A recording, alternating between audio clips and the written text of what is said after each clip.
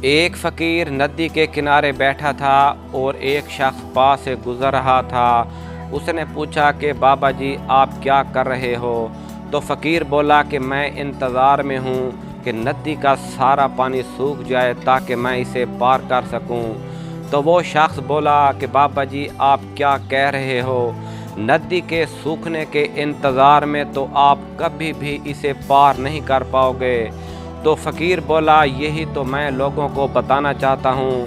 یہ جو تم لوگ ہمیشہ کہتے رہتے ہو کہ زندگی کی ساری ذمہ داریاں ایک بار ختم ہو جائیں تو پھر میں خوش رہوں، لوگوں سے ملوں، گھوموں پھروں اور لوگوں کی خدمت کروں گا، اسی طرح ندی کا پانی کبھی بھی ختم نہیں ہوگا۔ ہمیں ہی ندی کے اس پار جانے کا راستہ بنانا ہوگا۔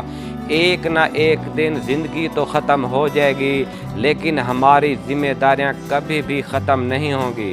ہمیں زندگی کی انہی ذمہ داریوں کو ساتھ لے کر کام کرنا ہوگا۔